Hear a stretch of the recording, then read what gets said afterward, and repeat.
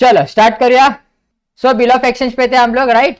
Bill of exchange में हम लोग ने क्या स्टार्ट किया था कि सबसे पहले तो हम लोग ने बिल देखा था कि बिल होता क्या। बिल एक डॉक्यूमेंट होता है in which the details of sales and the terms of payments are return. तो जो जितना आपने सेल किया है और पेमेंट कितना होने वाला है उसकी डिटेल्स आपने लिखी रहती है बिल ऑफ एक्सचेंज में। Is it clear? फिर हम लोग ने देखा था ड्रॉवर कौन होता है, ड्रॉवी कौन होता है। बिल जब ड्रॉ होता है तो उसको हम लोग ड्राफ्ट बोलते हैं। बिल एक्सेप्ट होने के बाद उसको हम लोग क्या बोलते हैं, बिल ऑफ एक्सचेंज बोलते हैं। ठीक है। फिर हम लोग ने देखा था जो सेलर रहता है वो कौन रहता है, वो क्रेडिटर होता है। और जो बायर होता है वो कौन होता है, डेटर होता है, बराबर। फिर जो सेलर होता है वो क्या होल्ड करता है, तो वो होल्ड करता है बिल्स रिसीवेबल। और ये क्या होल्ड करता है, जो परचेस करता है वो क्या होल्ड करता है, बिल्स पेएबल होल्ड करता है। फिर हम लोग ने देखा था due date and maturity date. Join. ठीक है। फिर हम लोग ने देखा था 3 ग्रेस डेज होता है। ओके। नॉर्मल ड्यू डेट मतलब तुम लोग की जो 3 महीने जिस पीरियड की जो डेट रहेगी, फिर उसके बाद जब आप 3 डेज ऐड करोगे फिर हम उस डेट को क्या बोलेंगे, मैच्योरिटी डेट बोलेंगे। क्या बोलेंगे, मैच्योरिटी डेट। ठीक है। फिर आता है आप लोग का फिर हम लोग ने देखा था सर प्रीसीडिंग डे कब होता है और सक्सीडिंग डे कब होता है। तो प्रीसीडिंग डे कब होता है, अगर कोई पब्लिक हॉलीडे होगा तो। कौन सा हॉलीडे होगा, तो पब्लिक हॉलीडे अगर होगा। ठीक है। मेजरली इंडिया में 3 पब्लिक हॉलीडे स्टैंडर्ड रहते हैं। कौन से 15 अगस्त, 26 जनवरी एंड 2 अक्टूबर। आया ना, independence day, Republic day and Bapu Jayanti. Is it clear? फिर उसके बाद आता है कोई संडे अगर बताया रहेगा तो उसको भी हम लोग पब्लिक हॉलीडे कंसिडर करेंगे और प्रीसीडिंग डे लेंगे। क्या लेंगे, प्रीसीडिंग डे। तो इसके एग्जांपल हम लोग ने सॉल्व किए थे। और अगर कोई इमरजेंसी हॉलीडे आ जाती है, जैसे कि कोई अटैक हो गया, कोई शटडाउन आ गया, कुछ लॉकडाउन हो गया ड्यू टू एनी रीजन, तो हम लोग क्या लेंगे, सक्सीडिंग डे लेंगे। क्या लेंगे, सक्सीडिंग डे। चलिए यहाँ तक बातें हो गई थी, मैंने सॉल्व करने बोला था। फिर हम लोग ने देखा था आफ्टर ड्यू डेट क्या होता है और आफ्टर साइट क्या होता है। आफ्टर डेट क्या होता है और आफ्टर साइट। आफ्टर डेट यानी कि डेट कब से कैलकुलेशन चालू होगा, सर जब से आपका बिल ड्रॉ हुआ है। जिस दिन बिल ड्रॉ हुआ है डेट उसी दिन से कैलकुलेट होना चालू हो जाएगी। आफ्टर साइट क्या होता है, सर बिल ड्रॉ एक दिन पे हुआ है और बिल एक्सेप्ट दूसरे दिन पे हुआ है, तो जो दूसरी दिन है ना, दूसरा डेट जो रहेगा तभी से आपका डेट कैलकुलेशन करना चालू होगा। Is it clear? फिर हम लोग ने आ गए थे एंड्रोसमेंट पे। एंड्रोसमेंट मतलब क्या होता है, sir transfer of bill to one person to another person. अगर आपने बिल किसी और पर्सन को ट्रांसफर करके रखा है तो उसको हम लोग बोलेंगे endorser. The person who transfers the bill is known as endorser and the person who accepts the bill is known as endorsee. आया ना? तो बिल ऑफ एक्सचेंज में कितने पार्टीज इन्वॉल्व रहते हैं, सर 3 पार्टी इन्वॉल्व रहते हैं। एक होता है ड्रॉवर, एक होता है ड्रॉवी और एक होता है पे। ड्रॉवर मतलब जो बिल ड्रॉ करता है, ड्रॉवी कौन होता है, जो बिल एक्सेप्ट करता है, और पेई मतलब कौन, जिसको पेमेंट करनी है। जिसको पेमेंट करनी है, जो जिसके पास पैसा जाने वाला है, जिसके हाथ में बिल है, उसको हम लोग क्या बोलते हैं, पेई बोलते हैं। Is it clear till here? Any doubt? चलो अभी हम लोग ने फिर स्टार्ट किया था जर्नल एंट्री। जर्नल एंट्री में हम लोग ने सबसे पहले देखा if bill is return till maturity date. अगर बिल रिटर्न हो गया है मैच्योरिटी डेट तक, अगर नॉर्मल केस चल रही थी, मतलब सबसे पहले तो आपने सेल किया, फिर आपने बिल भेजा, बिल एक्सेप्ट हो गया, आ गया, तो ये 2 एंट्री तो कॉमन है सब जगह पे। आया ना? यहां तक किसी को कोई डाउट है? आम जिंदगी तो यहां तक खत्म हो गई थी। फिर आ गई थी आपके यहाँ पे लास्ट वाली आम जिंदगी। अगर पेमेंट हो गया तो ड्यू डेट पे अगर पेमेंट हो गई तो क्या एंट्री आएगी, तो सबसे पहले तो सर कैश की एंट्री आएगी कि पैसा आया और बिल्स रिसीवेबल कम हो गए, और इसके बुक्स में क्या हो जाएगा, पैसा गया और बिल्स पेएबल कम हो गए। आया ना? यहां तक किसी को कोई डाउट था? नहीं। फिर क्या हुआ था सर, अगर सामने वाले पार्टी ने पैसा देने से रिफ्यूज किया कि बाबा नहीं देना है मेरे को पैसा, तो क्या करोगे आप, तो आप पहले तो क्या करोगे, सबसे पहले तो आप बनाओगे उसकी एक नोटरी। हाँ है ना, एविडेंस बनाना पड़ेगा ना कि मैं पैसा मांगने गया था। मैंने कल एक केस स्टडी समझाई थी। जज के पास गए, जज को बोला आपने कि बाबा इसने पैसा दिया नहीं मेरा अभी तक। जज ने पूछा उसको कि बाबा क्यों नहीं दिया, तो वो बोला कि सर ये मांगने आया ही नहीं था। तो जज आपको पूछेगा कि आप मांगने क्यों नहीं गए थे, तो आप बोले कि नहीं सर मैं मांगने गया था। तो जज बोलेगा क्या प्रूफ है तू मांगने गया था, मतलब आप ही कोर्ट के पास गए और कोर्ट आपको ही सवाल पूछ रहा है, या ऐसा हो जाएगा। तो एविडेंस दिखाना पड़ता है कि सर मैं मांगने गया था, पैसा इसने दिया नहीं। Is it clear? पक्का? यहां तक किसी को कोई डाउट है? तो नोटरी के साथ आपकी वापस से डेटर्स खड़े हो जाते हैं, बिल्स रिसीवेबल कम हो जाते हैं, और टू कैश में आप क्या करते हो, एक्सपेंस करते हो। उसको क्या बोलते हैं, नोटिंग चार्जेस बोलते हैं। क्या बोलते हैं, नोटिंग चार्जेस। यहां तक क्लियर है? आया ना? फिर आ जाता है आपका सेम एंट्री अपोजिट साइड में भी गिरेगी। Is it clear? पक्का? फिर एक एग्जांपल सॉल्व किया था हम लोग ने, राइट। फिर आ गए थे हम लोग bill send for collection. Bill send for collection मैंने 2 चीजें बताई थी। बैंक के साथ 2 चीजें होती है, एक तो बैंक को हम लोग बिल देते हैं ताकि वो कलेक्ट करे हमारे बिहाफ पे, आया ना, और दूसरा बैंक का काम क्या होता है, डिस्काउंट करना। वो अभी आज के लेक्चर में हम लोग स्टडी करेंगे। Is it clear? तो पहला काम क्या था, bank send to bank for collection, bill send for collection करके आपका एंट्री आएगा। ठीक है, तो यहाँ पे क्या होगा, एक केस स्टडी मैंने तुम लोग को बताया था। आप अगर भूल जाते हो, इन केस, इंसान भूल सकता है ना, इंसान गलतियां हो सकती है कि नहीं हो सकती, इंसान से हो सकते, तो इंसान भूल सकता है कि आप पैसा ले मांगना, हाँ भूल सकते हैं सर। अभी आज की बात है, 3 महीने बाद किसको याद रहेगा, किसको याद नहीं रहेगा। मैं अगर बिजी रहूंगा तो फिर मैं पूछना भूल जाऊंगा ना उसको कि बाबा तेरा बिल था, ये पेमेंट कर दे। तो एक काम कर देता हूं, मैं बैंक के पास भेजता हूँ बिल। किसके पास भेजता हूँ? बैंक। तो बैंक मेरे बिहाफ पे बिल कलेक्ट करके डायरेक्टली मेरे क्या कर देगा, बैंक में डिपॉजिट कर देगा। Is it clear? आया ना? पक्का? तो इसमें भी 2 चीजें थी हमारी, एक ऑनर था और एक डिसऑनर था। ठीक है, अभी अगले हम लोग इसका भी एक एग्जाम्पल सॉल्व किया था हम लोग ने, राइट। फिर आगे बात करते हैं डिस्काउंटेड की। ठीक है, तो आज का नया कॉन्सेप्ट है, हेडिंग डालो case 3, bill is discounted from bank. Heading दिखा? चलो अभी मैं आप लोग को जरा इसके ऊपर एक स्टोरी समझाता हूँ। क्या समझाऊंगा? एक अच्छी सी एक स्टोरी सुनते हैं। ठीक है, स्टोरी वैसे भी तुम लोग को अच्छी लगती रहेगी, तो मैं एक स्टोरी सुनाता हूँ। ए था, स्टोरी की शुरुआत सेम ही है सब जगह पे, ए था और बी था। ए ने बी को कुछ तो सेल किया और बी ने क्या किया रहेगा, फिर परचेस। फिर ए ने क्या किया, एक ड्राफ्ट, बिल का ड्राफ्ट आया ना, और इसने क्या किया फिर उसको, मतलब पहले 2 एंट्री तो सेम ही है, आया ना। ये भी स्टोरी में पहले 2 एंट्री क्या होने वाले आप लोग के, सेम ही रहने वाले। अभी बात क्या आती है कि सर ये जो सेल परचेस हुआ था ना, ये पूरा हुआ था 1 लाख रुपए का। कितने रुपए का सेल परचेस हुआ था? 1 लाख रुपए का ये पूरा सेल परचेस हुआ था।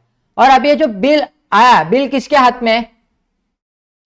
ए के हाथ में ना, मतलब इधर से बिल पहले इसके पास गया, फिर इधर से एक्सेप्ट होके वापिस से ए के हाथ में आ गया ना। तो अभी ए के हाथ में 1 लाख रुपए का बिल है, 1 लाख रुपए का क्या है, बिल है। लेकिन ए को बिल नहीं चाहिए, ए को एकदम इमरजेंसी है, ए को चाहिए पैसे। ए को क्या चाहिए? पैसे चाहिए। हार्ड कैश लगने वाला था, ए को कुछ तो खर्चा करना था या फिर किसको तो पेमेंट करना था आगे, तो ए को क्या चाहिए था? पैसे चाहिए थे। तो अभी ए के पास एक ऑप्शन है, ए वो बिल लेके जाएगा किसके पास? बैंक के पास। क्या करेगा वो, किसके पास लेके जाएगा? बैंक के पास। और बैंक को बोलेगा कि ये मेरा बिल है, मुझे कैश इन करना है। क्या करना है? Cash in. कि आप ये बिल रखो, ड्यू डेट पे आप जाके बी से पैसा ले लेना, जब 3 महीने बाद ड्यू डेट आएगी तब आप बी से जाके पैसा ले लेना, लेकिन फिलहाल तो आप मुझे इमीडिएटली पेमेंट करो। तो तुम लोग को क्या लगता है, बैंक पूरा पेमेंट करेगा क्या? हाँ सीधी बात है ना, 1 लाख रुपए का पेमेंट है। ठीक है, अगर इमेजिन करो बैंक ने वो 1 लाख रुपए ए को नहीं दिए, किधर और इन्वेस्ट किए, तो बैंक का फायदा है ना, आया ना, सीधी बात है। लेकिन बैंक अभी अपना फायदा छोड़ के आपको पेमेंट कर रही है, तो बैंक क्या सोचेगी, एक काम करती हूँ ना, जितना मेरा लॉस हो रहा है उतना मैं कट करती हूँ और फिर ही इसको पेमेंट करती हूँ। तो बैंक क्या करता है, बैंक चार्ज करता है डिस्काउंट चार्जेस। वो कितने भी हो, क्वेश्चन के ऊपर डिपेंड करता है, आपका परसेंटेज उसके हिसाब से रहेगा। तो बैंक ने डिस्काउंट चार्जेस चार्ज किए कुछ 10%। कितने परसेंट चार्ज किए? 10% ऑफ द बिल। ठीक है, तो अभी बैंक कितना पेमेंट करेगा, ए को कितना पे करेगा? हाँ 90,000 पे करेगा। Is it clear? आया ना बराबर। यहां से पेमेंट कितना गया, बैंक से पेमेंट गया वापिस से 90,000 का गया। Is it clear? यहां तक किसी को कोई डाउट है? लेकिन जब अभी bank on due date bank से जब पैसा लेगा, बी के पास जाएगा पैसा मांगने, तो कितना लेगा? पूरा 1 लाख लेगा सर, पूरा 1 लाख लेगा। अगर बी ने ये यहां तक बातें क्लियर हो गई ना? अगर समझो बी ने पेमेंट नहीं की, अगर समझो बी ने पेमेंट नहीं की, तो बैंक की सबसे पहले रिस्पॉन्सिबिलिटी क्या रहेगी, बताओ ना? बैंक की सबसे पहले रिस्पॉन्सिबिलिटी क्या रहेगी, बताओ गाइस? हाँ क्या पर करना पड़ेगा बैंक को? बोलो बराबर बोल रहे हो। नोटरी करनी पड़ेगी ना, आया ना? क्योंकि बैंक प्रूफ कैसे करेगी कि मैं मांगने गया था? तो बैंक के पास जाएगा, बैंक जाएगी, मांगेगी, बी ने पैसा दिया नहीं, तो बैंक क्या करेगी, एक तो नोटरी बनाएगी। Is it clear? और नोटरी क्या समझो, 500 रुपए। अभी बैंक के हाथ पे हाथ रख के बैठेगी क्या, क्या बोला बी ने पैसा दिया नहीं, ये बिल ऐसा ही पड़ा है मेरे पास। तुम लोग को क्या लगता है बैंक क्या करेगा फिर? हाँ, क्या करेगा? बैंक लीगल एक्शन नहीं करते बेटेगा, बैंक का थोड़ी ना वो बिल है। बिल था किसका? ए का था। बैंक से पैसा किसने लिया है, बी ने लिया है कि ए ने लिया है? ए ने लिया है। तो बैंक जाएगा, ए के बैंक से पैसा काटेगा। यहां पे इनका रिलेशन नहीं चल रहा भाइयों, बी और ए बैंक का रिलेशन नहीं चल रहा, यहां पे इन दोनों का रिलेशन था, बिल इन दोनों के बीच में था। ये तो सिर्फ एक बोलते ना एजेंट टाइप आया है बीच में, आया ना। तो जब ये पेमेंट नहीं कर रहा, बी पेमेंट नहीं कर रहा, तो नोटिंग चार्जेस के साथ, नोटिंग चार्जेस के साथ पूरा 1 लाख रुपए किससे वसूल करेगा? ए से वसूल करेगा, बैंक ए से वसूल करेगा, और फिर ए किससे वसूल करेगा वापस से? बी से करेगा। Is it clear? ये स्टोरी समझा तुम लोग को? डिसऑनर का वैसे ही गेम होता है, तुम लोग को समझना है कि क्या सिचुएशन कैसे मूव हो रही है। अगर पैसा नहीं दिया तो क्या होगा? पहले तो बैंक नोटिंग चार्जेस करेगा, तो नोटिंग चार्जेस का कुछ तो खर्चा आएगा ना, तो बैंक खुद के जेब से डालेगा क्या? नहीं, बैंक क्यों खुद के जेब से डाले ना, बैंक का तो एक तो टाइम भी वेस्ट हो रहा है, पैसा भी वेस्ट हो रहा है। तो अभी टाइम तो बचा नहीं सकती, तो एटलीस्ट पैसा बचाएगी ना बैंक, आया ना। तो पैसा किससे वसूल करेगी वो पूरा? ए से वसूल, क्योंकि बैंक के साथ कौन कोऑर्डिनेट कर रहा है? ए कर रहा है। ए पैसा लेके गया ना बैंक के पास से, तो ए पूरा अभी कितना रुपए देगा? अभी देते समय 1,05,000 रुपए देगा, आया ना। और अभी वो 1,05,000 रुपए एक किससे वसूल करेगा? बी से वसूल करेगा। ये स्टोरी समझी तुम लोग को?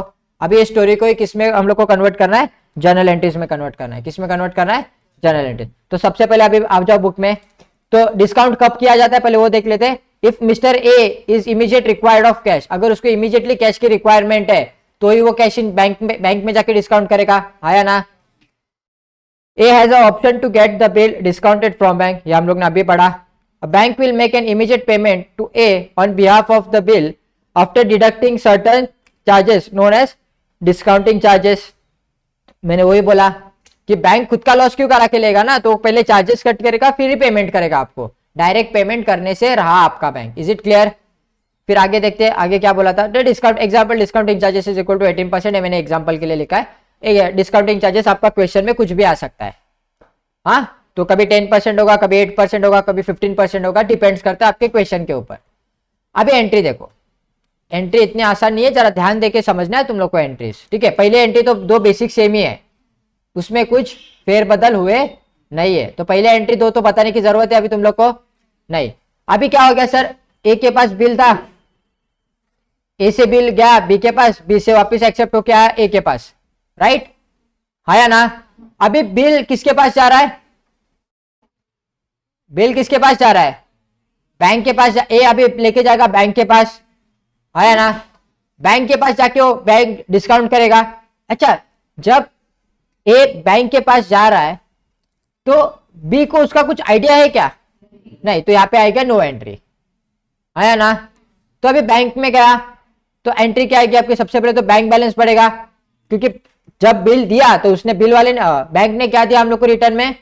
कैश दी, या फिर बैंक में पैसा भेजा रहेगा, आया ना। और फिर उसने क्या डिडक्ट किया रहेगा? अपना डिस्काउंटिंग चार्जेस भी डिडक्ट किया रहेगा ना। कितना डिस्काउंटिंग चार्जेस डिडक्ट किया रहेगा? जितना परसेंटेज बोला रहेगा सर उतना वो डिस्काउंट डिडक्ट करेगा, वो एक्सपेंस है ना हमारे लिए, तो डेबिट में लिखा। और टू क्या आ जाएगा? टू बिल्स रिसीवेबल, जो बिल्स रिसीवेबल थे अभी वो आपके कम हो गए, आया ना। यहाँ पे तो आएगी नो एंट्री, ठीक है। अभी समझो ऑन ड्यू डेट, जब पेमेंट करने की बारी आ गई, अगर सामने वाले ने पेमेंट कर दिया, मतलब बी पर्सन ने क्या किया? पेमेंट आपकी कर दी, तो इसके बुक्स में तो एंट्री नहीं आएगी ना। क्यों? क्योंकि इसका तो काम खत्म हो गया। पेमेंट अभी किसको जाने वाला है? डायरेक्टली बैंक को जाने वाला है, क्योंकि बिल अभी इसके हाथ में है ही नहीं। बिल किसके हाथ में? अभी बिल है अभी बैंक के हाथ में। तो एक तो इसके बुक में एंट्री आएगी और एक आएगी बैंक के बुक में एंट्री आएगी। Is it clear to everyone? पक्का, आया ना। तो इसके बुक में क्या एंट्री आएगी? इसका बिल्स पेबल कम हुआ और इसके बैंक्स भी कम हो गए, बैंक बैलेंस भी कम हुआ रहेगा ना, आया ना। और अभी आते लास्ट जो सबसे बड़ा इंपॉर्टेंट है कि अगर बिल डिसऑनर्ड हुआ तो क्या एंट्री आएगी। देखो यहाँ पे मैंने ऑलरेडी एक केस स्टडी बना के रखा है तुम लोग के लिए। ए ने बिल भेजा बी को, बी से आया वापस ए के पास, ए गया बैंक में और फिर इधर पेमेंट हो रही थी इसको, आया ना। यहाँ भी मैंने तुम लोगों को केस स्टडी एक्सप्लेन किया। इमेजिन करो बी ने पैसा नहीं दिया, यह सोचे इधर पेमेंट आने वाला था ना, पेमेंट आया ही नहीं। ये पेमेंट था 1 लाख का, कितने का था 1 लाख का, और नोटिंग चार्जेस थे 500 रुपए। ओके आया ना। तो अभी बैंक ने पहले तो 1 लाख रुपए का इसको पूरा पेमेंट, 1 लाख रुपए आने चाहिए थे बैंक के पास, किससे आने वाले थे, आए क्या, नहीं आए। तो 1 लाख रुपए लेके बैठा है ये कि मेरा 1 लाख रुपए आना बाकी है, आया ना। और प्लस इसने कुछ तो खर्चा भी किया रहेगा ना, क्या बोलते हैं उसको, नोटिंग चार्जेस, आया ना। कितने रुपए का था ये 1 लाख और ये 500 रुपए। तो अभी 1,05,000 रुपए किससे वसूल करेगा बैंक, किससे, ए से, बराबर, आया ना। तो देखो यहाँ पे बैंक बैलेंस कम हो गया, डायरेक्टली बैंक ने बैलेंस उसका काट दिया, आया ना। बैंक बैलेंस कम हो गया ना गाइस, टू बैंक मतलब बैंक बैलेंस कम हो गई। तो कितने से कम हो गई रहेगी यहाँ पे, 1,05,000 से बैलेंस कम हो गई रहेगी। अभी ये 1,05,000 एक किससे वसूल करेगा, बी कौन है उसका, डेटर है ना। तो यहाँ पे आ जाएगा इधर 1,05,000, आया ना। अभी इसके बुक्स में वापस दिखेगा, अभी बिल्स पेएबल कितने हो गए मेरे, 1,00,000 के वापस बिल्स पेएबल कम हो गए, इधर कम हो गए ना। नोटिंग चार्जेस कितने के पे किए, 500 रुपए के पे करने पड़े। और एक्चुअल क्रेडिटर अभी कितने से बढ़ा, 1,05,000। देखो ये डेटर्स, एक डेटर्स और एक क्रेडिटर्स आपका हमेशा मैच होना चाहिए, मैंने आपको पहले भी बताया था, ये मैच होते रहना चाहिए। अगर मैच नहीं हुआ तो समझ जाना आपने कुछ तो गड़बड़ की है, अगर मैच हो रहा है तो समझ जाओ आप राइट करते चल रहे हो। इज इट क्लियर, पक्का। तो चलो एंट्री लिख लो फटाफट, फिर हम लोग एक प्रॉपर एग्जाम्पल देखेंगे कॉन्सेप्ट के ऊपर।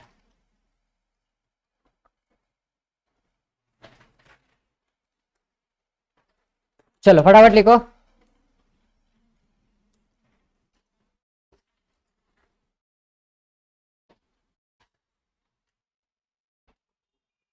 चलो एग्जाम्पल सॉल्व करें, start. Guys pay attention everyone. Mister A sold goods to Mr. B for rupees 20,000. Mr. A draw bill of 3 months accepted by Mr. B. Mr. A gets discounted at the rate 10% per annum. Okay 10% per annum बताया उन्होंने, 10% पूरे साल का है। तो आपको सिर्फ bill कितने पीरियड का है उतने पीरियड का ही डिस्काउंट चार्जेस आपको कंप्यूट करना होता है, ठीक है। Due date, on due date bill get dishonoured and noting charges are being paid ₹500 charge by bank pass, इधर कॉमा आएगा, पास जर्नल एंट्रीज। तो चलो आपको जर्नल एंट्रीज पास करने, मतलब आपकी डिसऑनर वाली एंट्री है, ये क्या है, डिसऑनर वाली एंट्री। अभी आपको यहाँ पे बताया नहीं किसके बुक में मेंशन करना है, तो हम लोग दोनों के बुक्स मेंटेन करेंगे। किसके बुक्स मेंटेन करेंगे, दोनों के। तो सबसे पहले ए और यहाँ पे भी ए, एंट्री क्या आएगी, सबसे पहले तो सेल की एंट्री आएगी, हाँ ना। तो क्या आएगा बताओ, मिस्टर 20 टू सेल्स, आया ना। कितना, 20,000 मेरे साथ साथ ही लिखते रहो, चलो फटाफट। फिर आपका इधर इसका नाम क्या था, ये ए था और ये बी। तो बी के बुक्स में क्या एंट्री आएगी सर, परचेस टू ए, जो कि है हमारा क्रेडिटर, एज अकाउंट, आया ना। चलो एंट्री नंबर 2, अभी क्या आएगी, बिल्स रिसीवेबल बिल्स पेएबल की एंट्री आएगी, हाँ ना। तो डेटर्स कम हो जाएंगे और बिल्स रिसीवेबल बढ़ जाएंगे मेरे, राइट। तो bills receivable account debit to mister B's account, कितने रुपए से बाबा, 20,000 से। Is it clear. चलो ए बी, और यहाँ पे बी एंट्री क्या आएगी, यहाँ पे बिल्स पे क्रेडिटर्स कम हो जाएंगे और बिल्स पेएबल बढ़ जाएंगे, राइट, है ना। तो ये हो जाएगा मेरा A's account debit to bills payable account. Amount कितना, वही 20 के,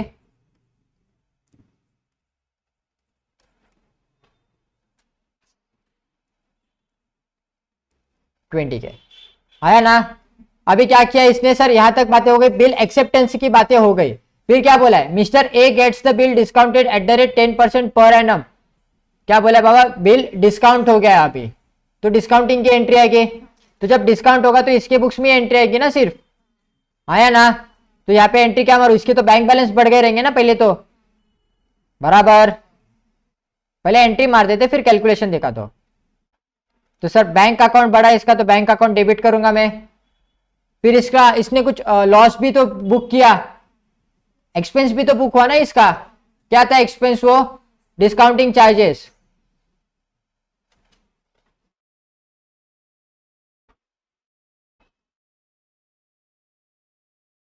डिस्काउंटिंग चार्जेस भी डेबिट किए मैंने, राइट। और क्या इस किसके अगेंस्ट, लेकिन ये टू बिल्स रिसीवेबल्स के अगेंस्ट, बिल्स रिसीवेबल अकाउंट। तो बिल्स रिसीवेबल मेरा टोटल कितना था, 20,000 का था, लेकिन उसमें से अभी आने कितना वाला है और मैं डिस्काउंटिंग चार्जेस कितना पे करने वाला, वो तो कैलकुलेशन से पता चलेगा ना। तो कैलकुलेशन क्या बताता है उनका सर, 20,000 मल्टीप्लाई बाय, जरा यहाँ पे ध्यान दो, 20,000 multiply by 10 divide by 100 into 3 divide by 12। 0 0 will get cancelled, 0 0 will get cancelled, then 3 1 and 3 4 4 1 and 4 5 तो ये मेरे 500 रुपीज आ रहे डिस्काउंट चार्जेस, राइट। तो ये कितने आ रहे मेरे, 500 रुपीज डिस्काउंट चार्जेस आ रहे। तो यहाँ पे मैं आके लिखूंगा सर, ये आ गया मेरा इधर 500 रुपीज, और मेरे बैंक में कितना पैसा आया रहेगा फिर अभी, अगर 500 रुपए चार्जेस कट किए उन्होंने तो दिए कितने रहेंगे, 19,500 भी बैंक में दिए रहेंगे, है ना। तो इसके बुक्स में एंट्री आएगी, बराबर। यहां तक किसी को कोई डाउट है, नहीं, पक्का। अभी फोर्थ लास्ट, मतलब A B C D, D को क्या हुआ है, ऑन ड्यू डेट। देखो मैं लाइन से पढ़ रहा हूं ना, एक लाइन पढ़ रहा हूं एंट्री पास हो रही है, एक लाइन पढ़ रहे हैं एंट्री पास हो रही है, लाइन पढ़ रहे हैं एंट्री पास। एग्जाम में भी आपको वैसे ही करना है, पैराग्राफ में आपको लाइन पढ़नी है, एंट्री पास करनी है, लाइन पढ़नी है, एंट्री पास करनी है, लाइन पढ़नी है, एंट्री पास करनी है। Is it clear. आगे क्या बोला है देखो, on due date the bill get dishonoured and noting charges being ₹500 charge by the bank. अभी मेरे एक बात सुनो, यहाँ पे कौन था, ए था, यहाँ पे बी था, बिल डिसऑनर्ड हुआ है ना, और यहाँ पे बैंक है मेरा। ऐसा छोटा सा रफ कर लेने का, कोई टेंशन नहीं, रफ पेज रहता है अकाउंट्स बुक में, अकाउंट्स के लिए भी रफ वर्क चलता है, तो आप रफ वर्क करोगे तभी भी चल जाएगा। तो अभी बैंक को देना था, तो बैंक को कितना रुपए आना चाहिए था गाइस, बैंक के पास कितना रुपए आना चाहिए था, 20,000 आना चाहिए था। आया क्या, लेकिन नहीं। तो बैंक ने नोटिंग चार्जेस भी किए रहेंगे ना, तो कितना किया रहेगा, 500 रुपए, बराबर। तो बैंक को टोटल कितना रुपए आना चाहिए था,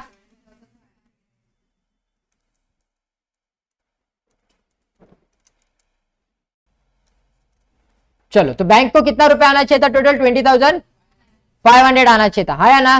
तो अभी बैंक को आया तो नहीं है ये, तो बैंक किससे वसूल करेगा, बैंक बताएगा नहीं उसको कि भाई दे, बैंक डायरेक्टली उसके बैंक से कट कर लेगा। तो इसकी तो बैंक बैलेंस कम हो गई ना, तो यहाँ पे आ जाएगा 2 बैंक हो जाएगा ये, क्योंकि बैलेंस कट हो गए कितने रुपए से, 20,000,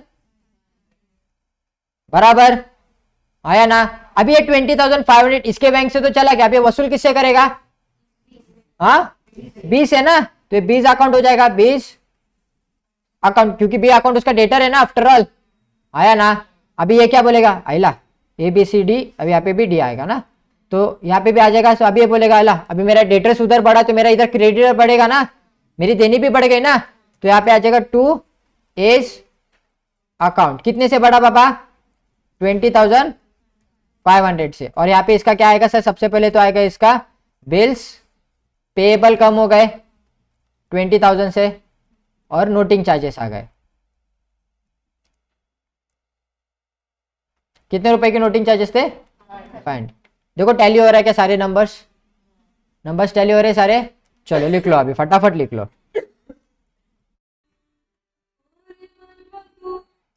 चलो स्टार्ट करते, लास्ट केस है आज का, ठीक है, केस नंबर 4, बिल इज एंड्रोस्ड। एंड्रोस्ड मतलब क्या होता है, हम लोग ने पहले भी डिस्कस कर लिया है टॉपिक, क्या होता है बताओ जरा। एंड्रोस्ड करना मतलब थर्ड पार्टी को बिल देना, इधर दिख भी रहा है तुम लोग को, थर्ड पार्टी दिख भी रही है ना, आया ना। क्या थर्ड पार्टी का नाम है हमारे मिस्टर सी। ठीक है, तो क्या हुआ सर, ए ने पहले बी को बिल भेजा, बी ने एक्सेप्ट करके वापस से ए को भेजा, और ए ने क्या कर दिया, वही बिल ट्रांसफर किया किसको, सी को, और बोला कि बाबा ऑन ड्यू डेट जाके बी से पैसा ले लेना। आया ना, बराबर। तो यहाँ पे भी दो सेम सिचुएशन आते हैं, दो सिचुएशन क्रिएट होते हैं हमारे सामने कि सर एक तो बिल ऑनर होगा या तो फिर बिल डिसऑनर्ड होगा। तो हम लोग डायरेक्टली इसके जंप करते हैं केस स्टडी के ऊपर। मैंने ऑलरेडी आप लोग को पढ़ा के रखा है ये सारी चीजें, राइट। ये वाला केस स्टडी मैंने पहले पढ़ा के रखा है तुम लोग को इधर, सेम ही केस स्टडी है। एंड्रोसमेंट और एंड्रोस करना एक ही होता है। Is it clear? चलो,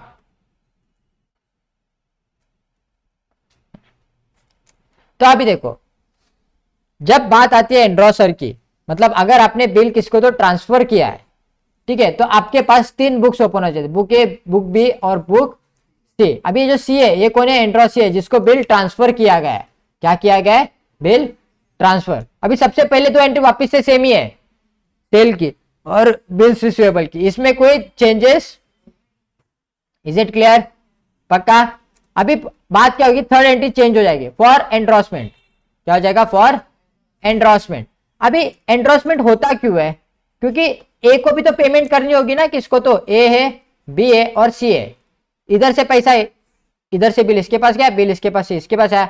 इसका मतलब क्या होता है कि सर ए जो है बी ए को पेमेंट करने वाला है। आया ना? तो वैसे ये जो सी बेटा है यहाँ पे, ये भी तो इस उम्मीद से बेटा है ना कि ए कभी ना कभी तो पेमेंट करेगा मेरे को। आया ना? तो ये कौन हुआ, ये क्रेडिटर हुआ किसका, ए का। ये जो सी पार्टी है ये कौन हुआ, ए का क्रेडिटर हुआ ना। जैसे ये डेटर है, ए के पॉइंट ऑफ व्यू से ये डेटर है, तो ये क्रेडिटर है, क्योंकि इससे पैसा आने वाला है और इसको देने वाला है ये, बराबर। आया? जिससे पैसा आने वाला रहता है उसको डेटर बोला जाता है, जिसको देना होता है उसको क्रेडिटर बोला जाता है। इसके लिए तो बिल ट्रांसफर हो रहा है, बराबर। तो देखो, अभी सबसे पहले तो ये अपना डेटर्स खड़े हुए हैं और अपने क्रेडिटर्स की एंट्री गिरी। आया ना? तो क्रेडिट सेल हुआ और क्रेडिट परचेस हुआ। फिर हम लोग ने बिल्स रिसीवेबल बनाया और बिल्स पेएबल की एंट्री मारी। आया ना? बराबर। तो in the books of A हमारे पास बिल्स रिसीवेबल दिख रहे हैं अभी, और in the books of B हमारे पास बिल्स पेएबल दिख रहे हैं। चलो, यहां तक बातें क्लियर थी। फिर आगे बढ़ते हैं फॉर एंड्रोसमेंट। एंड्रोसमेंट करते समय आप क्या करोगे, जो बिल्स रिसीवेबल है आपका ये कम हो जाएगा। क्यों कम होगा, क्योंकि सर अभी बिल आपके हाथ में नहीं रहा, आप अभी वो ट्रांसफर कर रहे हो। किसको ट्रांसफर कर रहे हो, सी को। तो सी कौन है आपका, क्रेडिटर है ना, तभी तो उसको बिल दे रहे हो और बोल रहे हो कि आगे जाके बी से कलेक्ट कर लेना। आया ना? तो बिल्स रिसीवेबल तो कम होगी, हो ही गए, साथ ही साथ मेरे क्रेडिटर भी कम हो गए। आया ना? क्रेडिटर क्यों कम होंगे, सर साजिक सी बात है ना, अगर उसको बिल दे ही दिया है तो आप उसका क्रेडिटर क्यों बढ़ा के रखोगे ना, उसको भी कम कर दोगे, ड्यू डेट पे हो जाके उससे पैसा ले लेगा, मैटर सॉल्व हो जाएगा। आया ना? इसके बुक्स में कोई एंट्री गिरेगी नहीं, गिरेगी ना, क्योंकि इसको तो पता ही नहीं मेरे बिल के साथ क्या हो रहा है। इसका रोल कब आएगा, ड्यू डेट के बाद। इसका रोल कब आएगा, इसके बुक्स में एंट्री आएगी, मिस्टर सी के बुक्स में आएगी ना। उसका बिल्स रिसीवेबल बढ़ा वापस से, क्योंकि उसके हाथ में बिल आया ना, तो बिल्स रिसीवेबल बढ़ा। आया ना? और उसका क्या हुआ, डेटर्स कम हो गए। अगर आप इसके पॉइंट ऑफ व्यू से देखोगे तो ये ए डेटर है ना। आया ना? क्योंकि ए से पैसा आने वाला था उसको, तो उसने बिल दे दिया, तो उसके डेटर्स कम हो गए बाय डिफॉल्ट। आया ना? किस फॉर्म में कम हुए, लेकिन बिल्स रिसीवेबल के फॉर्म में कम हुए। Is it clear? ये थी आम जिंदगी, इधर कुछ दिमाग नहीं लगाना होता है, तो डायरेक्टली एंट्रीज गिरते हैं आपके। एक्चुअल प्रॉब्लम चालू होता है यहाँ पे, अगर बिल ऑनर हुआ, बिल ऑनर हुआ तो अभी ए के बुक्स में एंट्री नहीं आएगी। क्यों? क्योंकि ए के बुक में ना बिल है, ए के पास ना बिल बचा है अभी, ना ए को पेमेंट होने वाली है अभी। बिल किसके हाथ में, हाँ सी के हाथ में। तो पेई कौन है इस सिचुएशन में, सी मेरा पेई है, बराबर। आया ना? जिसके हाथ में बिल होता है वो मेरा पेई होता है। Is it clear? तो इसका बैंक बैलेंस या कैश बैलेंस बढ़ गया है। आया ना? असेट्स बढ़ा तो डेबिट इफेक्ट होता है। आया ना? तो दिया है देखो डेबिट इफेक्ट। और अभी आज से बिल्स रिसीवेबल कम हो गए, अभी जो पैसा आने वाला था बिल्स रिसीवेबल्स थे उसका पैसा तो आ गया, तो अभी अकाउंट्स में रख के मतलब नहीं, उसको मुझे कम करना पड़ेगा। आया ना? तो एंट्री क्या आएगी, कैश और bank account debit to bills receivable account, ये इसके बुक में एंट्री आएगी। और ये क्या करेगा, अपना बिल्स पेएबल पे कर रहा है ना। आया ना? तो इसके बुक्स में एंट्री आएगी बिल्स पेएबल टू कैश। इसका कैश बैलेंस कम हो गया और इसके बिल्स पेएबल भी कम हो गए। Is it clear?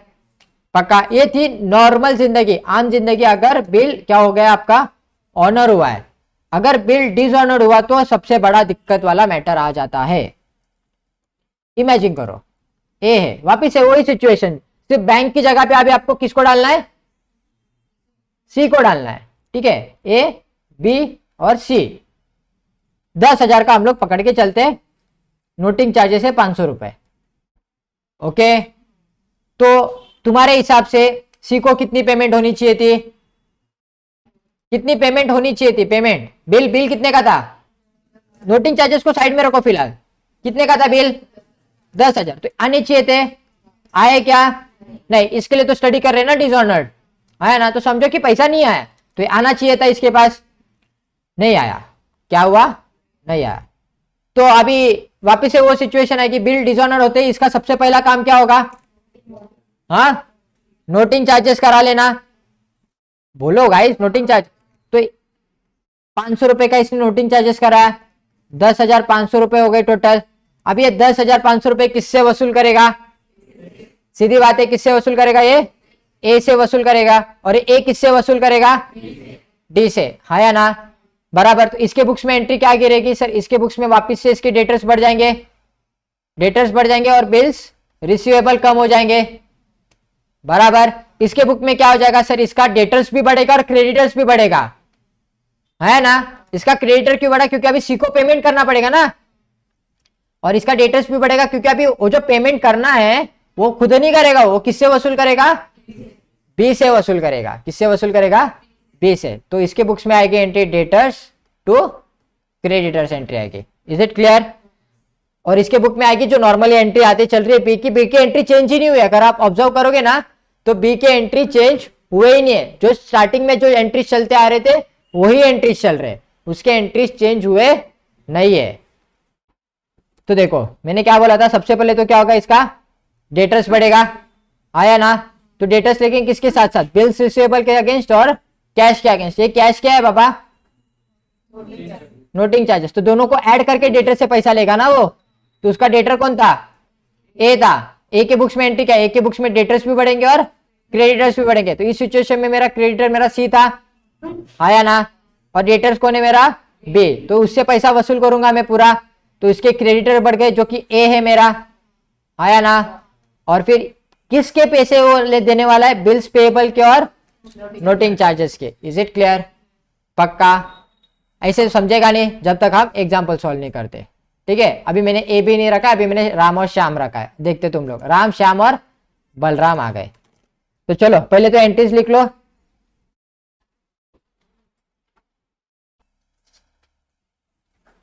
चलो लास्ट एग्जाम्पल।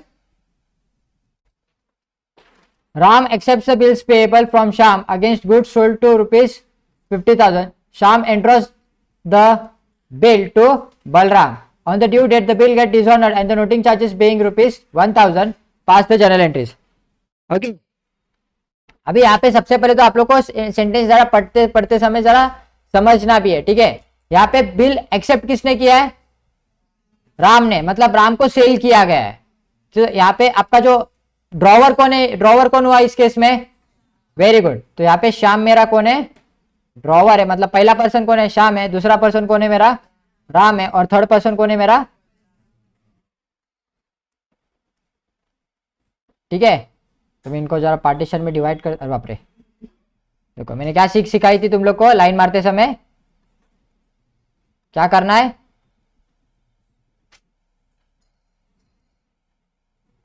धीरे मारना है। चलो स्टार्ट करें। सबसे पहले एंट्री तो सेल्स की आएगी, हाँ ना? लेकिन यहाँ पे सेल्स की बात नहीं हुई है, डायरेक्टली बिल एक्सेप्ट की बात हुई है। किसकी बात हुई है? बिल एक्सेप्टेंस की बात हुई। तो डायरेक्टली आपको बिल एक्सेप्टेंस की एंट्री पास करनी है। ठीक है, आया ना? तो एंट्री क्या आएगी बताओ जरा मुझे, बताओ। इसके बिल्स रिसीवेबल बढ़ेंगे ना? Bills receivable to Ram. Debtors नहीं रे, राम दिया है ना, इतना अच्छा नाम है उसका, राम। कितना आएगा? 50,000।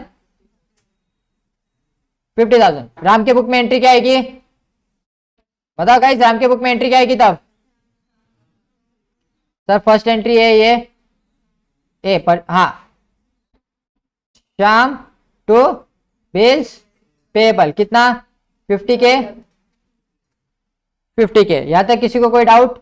सर यहाँ पे एंट्री नहीं आएगी फिलहाल, तो आएगी क्या एंट्री? नहीं। अभी यहाँ पे सेकेंड एंट्री आएगी किसकी? सर अभी क्या हो रहा है? बिल एंड्रॉस हो रहा है। बिल क्या हो रहा है? एंड्रॉस, मतलब बिल ट्रांसफर हो रहा है। किसको ट्रांसफर हो रहा है? बलराम को ट्रांसफर हो रहा है ना? तो बलराम श्याम का कौन रहेगा? क्रेडिटर रहेगा ना, मतलब बलराम को पेमेंट करना है, मतलब बलराम उसका क्रेडिटर है, तो क्रेडिटर कम हो जाएंगे मेरे। तो क्या हो रहा है इधर? बलराम मेरा हो जाएगा debit, Balram to bills receivable. तो किसके अगेंस्ट पेमेंट कर रहे हो? बिल्स रिसीवेबल के अगेंस्ट पेमेंट कर रहा है ना, तो 50K हो जाएगा और ये भी 50K। यहाँ पे नो एंट्री, बराबर। और यहाँ पे एंट्री क्या आएगी सेकेंड की? बताओ बताओ सर। अभी इसका क्या, इसके पास क्या है? बिल्स रिसीवेबल है, यानी असेट्स बढ़े, तो बिल्स रिसीवेबल टू, इसके असेट्स कम भी हुए ना, तो जो डेटर था, डेटर कौन था इसका? बलराम का डेटर कौन था? श्याम था, तो श्याम कम हो गए कितने से बाबा? 50K 50K। यहां तक किसी को कोई डाउट है? नहीं। आगे क्या बोला है उन्होंने देखो, नोटिंग चार्जेस। अच्छा, bill get dishonoured and noting charges ₹1000। Bill एक तो डिसऑनर्ड हो गया, आया ना? डिसऑनर हुआ तो सबसे पहले तो इसके बुक में आने की, किसके बुक में आएगी एंट्री? बलराम के। तो बलराम के डेटर्स वापस बढ़ गए, आया ना? तो डेटर्स बढ़ गए, तो डेटर्स कौन है बलराम का? श्याम। मैंने तुम लोग का एग्जांपल अभी थोड़ी देर पहले एक्सप्लेन किया था, नहीं याद आ रहा तो ऐसे लिख लेने का पहले। तो ये श्याम है, ये राम है और ये बलराम है, ठीक है। तो बलराम की रिस्पॉन्सिबिलिटी थी श्याम से पेमेंट लेने की, लेकिन श्याम ने पेमेंट की क्या? नहीं की। श्याम ने पेमेंट नहीं की, तो बलराम को कितने रुपए आने थे? टोटल 50,000 आने थे, 50K आने थे। लेकिन उसने एक और चीज की, क्या की? नोटिंग चार्जेस भी किए ना, तो टोटल अभी कितने आने वाले उसको? 51K 51,000 आने वाले, हाँ या ना? अब ये 51,000 किससे वसूल करेगा? वो श्याम से लेगा। तो इसका डेटर कौन है? श्याम है। श्याम किस किस के अगेंस्ट लेगा? सर सबसे पहले तो इसके बिल्स रिसीवेबल कम हो गए, आने वाले थे, अभी आने नहीं वाले। और टू कैश, क्या आएगा? टू कैश आएगा। तो श्याम का कितना अमाउंट था? सॉरी, बिल्स रिसीवेबल कितना था? 50K था। कैश कितना था? 1K। और टोटल कितना लेना है अभी श्याम से? 51K लेना है, आया ना? यहां तक किसी को कोई डाउट? पक्का? आगे बढ़े, शैल वी मूव फर्दर? चलो, तो अभी इसके बुक्स में एंट्री हो गई। अभी इसके बुक्स में आएंगे तो इसके क्या बढ़ेंगे? क्रिएटर्स बढ़ेंगे ना गाइस। तो ये आ जाएगा टू बलराम, आया ना? बराबर। कितने से बढ़े इसके क्रिएटर्स? 51K से बढ़े। अभी ये 51K किससे वसूल करेगा? इसके डेटर्स भी तो बढ़ेंगे ना, क्या आएगा इधर? राम्स। अभी राम अकाउंट क्या बोले? अभी राम के बुक्स में आएंगे और लिखेंगे यहाँ पे, राम क्या बोलेगा? अला अभी मेरे को पेमेंट करना पड़ेगा। किसको पेमेंट करना पड़ेगा? श्याम को। तो श्याम का क्रेडिटर बढ़ गया ना वापिस, आया ना? किसके against? To, sorry, bills payable कम हो गए और नोटिंग चार्जेस, ठीक है। तो शाम को कितना पेमेंट करना है? 51। बिल्स पेबल थे 50K और नोटिंग चार्जेस थे 1K, आया ना? चलो लिख लो। देखो आसान आसान सम रहते हैं, सिर्फ मिक्सर करके आपको डिफिकल्ट बना देते हैं वो लोग, बाकी कुछ नहीं रहता।